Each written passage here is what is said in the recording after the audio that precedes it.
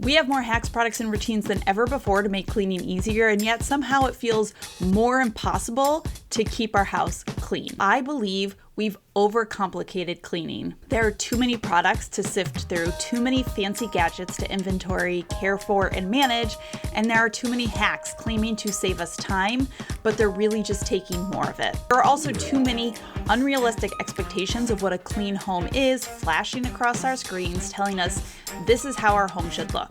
So today I want to talk to you a little bit about why it is that cleaning seems harder than it needs to be, and more importantly, how to bring it back to simple, because this is all honestly getting a little bit crazy. Hi, my name's Kallie, also known as That Practical Mom, and I share practical, realistic life tips. So if you're looking to simplify the chaos in life, make sure to subscribe. So I had an aha moment a couple of weeks ago, and in this aha moment, it showed me that many of the things I was doing are wrong.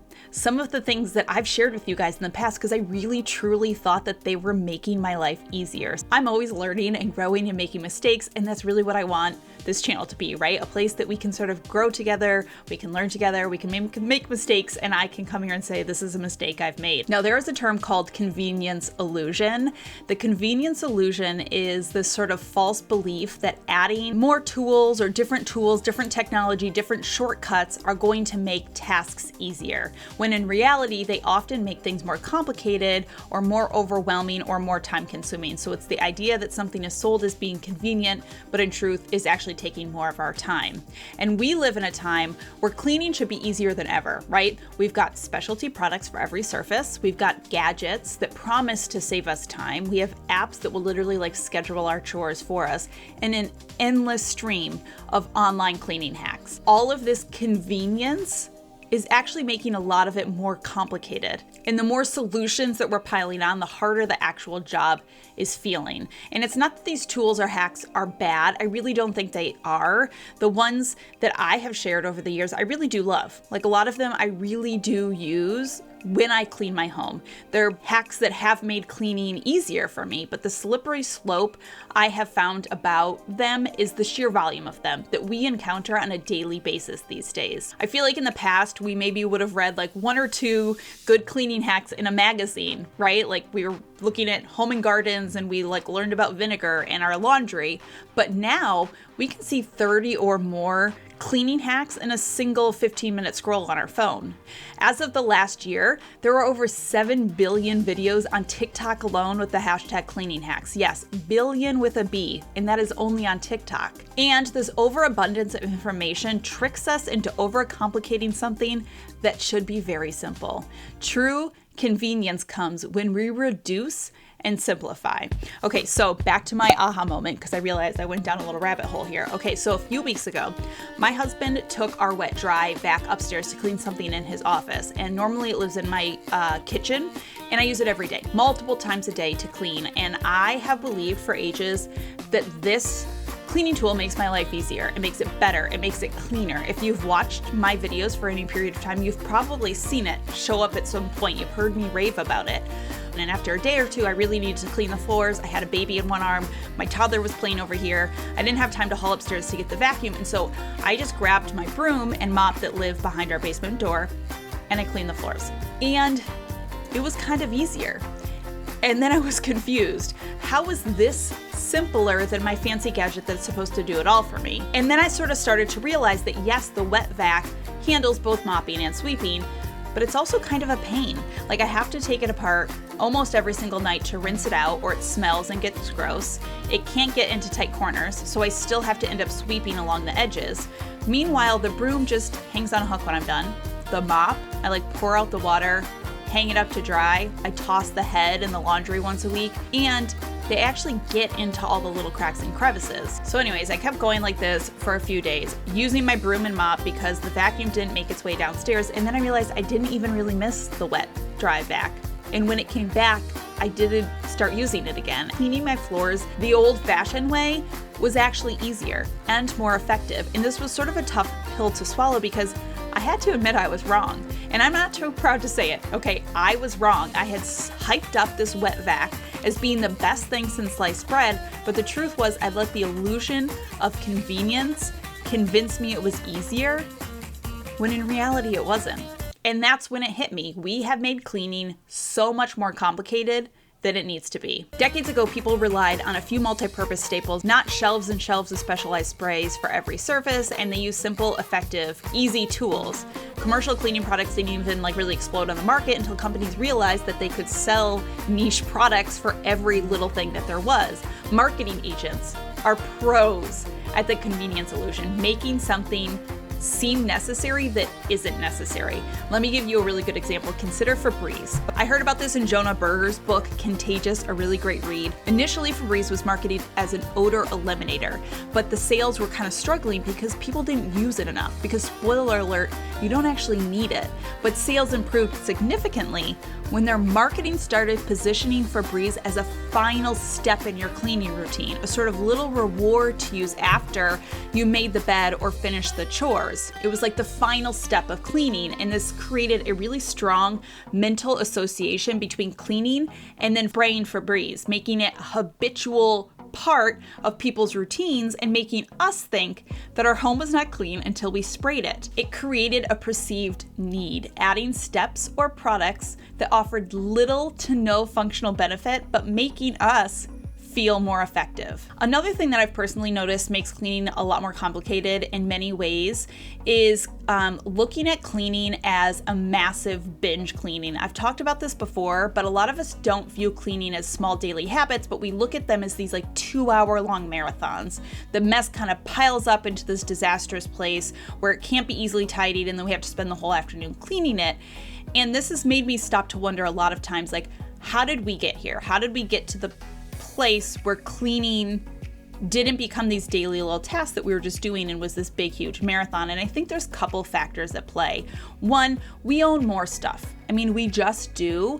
We have more stuff than past generations did, simply because it's easier to get stuff.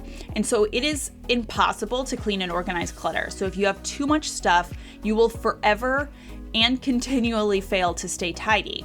Now, I'm not a minimalist. I've said it once, said it twice, I will say it a million more times, but I am intentional about my stuff, and I know that too much stuff makes it impossible to stay tidy. And so whenever a space of mine starts to feel really overwhelming, I know the first place that I need to start is by addressing the stuff and getting rid of some of it. And on top of having more stuff, we also have bigger houses. Between 1975 and 2023, the average home size increased from about 1,500 square feet to 2,200 square feet. That is over a 40% increase in house sizes. More house means more stuff, and more house means more space to clean. And again, we have to ask ourselves, once again, have we fallen into the convenience illusion here too, right? Most of us probably bought bigger houses thinking it would make our lives easier, but is it actually doing the opposite? Another big factor that I think is at play here is that human beings, we have become more distracted than ever. And I don't know, you guys, I could really go on a whole tangent here, which I won't. I'll go on a small one, I promise. But I'm currently reading Stolen Focus by I think it's Johan Hari. So I'm kind of just deep in the thought right now about this book. But in the book, he says, we are living in an intentional, pathogenic culture, an environment in which sustained and deep focus is becoming harder for all of us. Things like technology, social media, multitasking, feeling like we always need to be turned on and available, not to mention the exploitation of our attention for profit, are constantly tugging at us, trying desperately to grab away our attention and then distracting us from whatever work or task we have at hand. And so where do we go from here? We've been sold a life that says it's going to make cleaning easier, products that are going to make it faster and more effective, gadgets that will do the work for us, routines and hacks that will save us time and clean better, all with a bigger house, more stuff, and distractions around every corner. So after I sort of compiled all my thoughts about this, I thought of 5 simple steps that I think will help you uncomplicate cleaning that I have started using. And some of these I kind of started to realize years ago. Some of them I'm just starting to implement now. So number 1 is reduce your products and gadgets. One of the easiest ways to simplify cleaning is just to cut back how many products you have, like me with my wet dry vac. Okay, so here's a quick look at how I have minimized my cleaning stuff. So I use Branch Basics now mostly. It's just a concentrate. You can use it for all sorts of stuff. I also make my own DIY cleaner. I've shared with you guys a lot, but sometimes when I'm in a rush, this is just easier. Vinegar I use for cleaning all of the time. This is the Bissell cleaning stuff that came with my Crosswave. Now that I don't really use the Crosswave that much, I actually just put this into my mop. It smells good. I gotta use it up, so it's fine, but honestly, I'll probably just switch to using some sort of concentrate when I'm done. I do always have Windex on hand. I don't know, it's just one of those cleaners that I feel like works. Got a little Lysol in the back for when the kids get the stomach bug, and then the rest is just overstocked. A few other little specialty things I have. This is just my DIY cleaner. I do have leather cleaner because we have a leather sofa. I've got cleaner for my cutting boards, and then I just have abrasive cleaners. I have the pink stuff, and then I love this all natural cleaner. It's like a powder. It's kind of like Barkeeper's Best Friend, if you ever use that, but like a really cool all natural one that uses peppermint oil. And then over here is just dish pods, and then like overstock sponges and gloves. And it's a much nicer, minimal cleaning supply cabinet that doesn't make me feel overwhelmed. I still have all of the cleaning stuff that I might need. And there you have it. Number 2, focus on your core routines. Massive binge cleaning only feels necessary when there are not daily systems in place. So identify daily habits that will help keep the house ticking. I've shared a handful of videos with some of mine, and I will link those below. And if you're new, I hope that you'll subscribe so that you won't miss any more of my tips around this topic. But I want you to think about core routines that you can follow that will keep your home tidy. So some big ones for me personally that I use is I do a 10-minute flat surface sweep at least once a day. I have 4 kids and my flat surfaces accumulate stuff. So at least once a day, I take 10 minutes and I walk through my house and I clear off flat surfaces. Some other ones are obviously making sure my kitchen sink is clean before I go to bed. I like to wipe my bathroom counters when I brush my teeth, and by wiping counters, I have to like put away stuff that should be put away. I always switch the laundry in the morning. I like to sweep and mop, usually once after breakfast and usually once after dinner. Again, I have 4 kids, so it gets messy. Doesn't have to be twice a day. The point is, I want you to identify little daily habits in your life that when you stack them over time, they prevent the buildup that leads to the overwhelm, and they make cleaning feel lighter and a little more automatic. And if you're feeling overwhelmed by that idea and you don't know where to start, I want you to just pick one to start. So when I first started learning to be more tidy habitually, I've shared this in the past, I used to be a super messy person. So I started with just one, and I started with my kitchen sink. I just made sure every night I cleaned my kitchen sink. And once you sort of have developed that one thing as a habit, you can start to add another one. Next up is reduce how much you own. I know this is easier said than done, but the less stuff you own, the less stuff you have to clean. I heard a stat once that said that over 40% of the time that most people spend cleaning is just tending to their stuff. It's not even cleaning, it's just taking care of the stuff. So imagine if you could decrease how much you owned and cut that time block down. I'll include some of my favorite decluttering videos down below, but in general, decluttering is not going to happen overnight. It's going to be a long-term project, and it's really just a lifelong practice. But you can get better about how much stuff you have and get better about keeping it more minimal. Number 4, find ways to decrease your distractions. This is another one that definitely cannot be fully covered in just this video. I highly suggest the book Stolen Focus if you haven't read it, but find ways to prevent distraction from taking away from your cleaning. So put your phone on silent when you clean. Set timers and work wholly until that timer goes off. Don't try to multitask when you clean, because honestly, you're lying to yourself. You can't. Multitasking, I have learned, is sort of a lie. There is actually something called the switch cost effect, and this refers to the cost of constantly switching back and forth between tasks. And the science behind it is that your brain is actually not like a light switch. Even though in our mind we think we can just switch back and forth, your brain doesn't. You can't snap back and forth between things, because when you stop one task, your brain actually continues to linger on that for a little while. And the fancy term for that is attention residue. And so they say that if you're switching back and forth between tasks, it can take you 20 to even 25 minutes to re-enter a deep focus state. So you have to be deliberate and intentional with yourself to avoid distractions.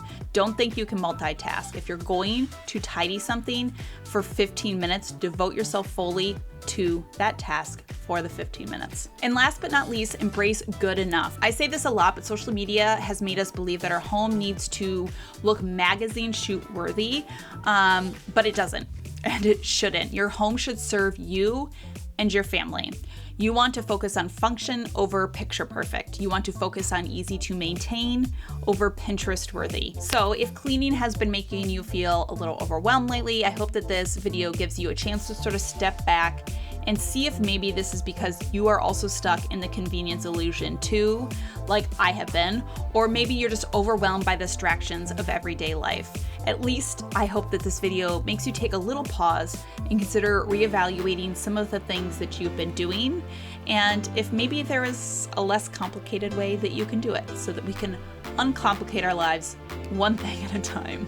As always, thank you so much for stopping by and watching. I hope you're having a fantastic day. Remember to be kind to yourself and others, and I will see you all in my next video.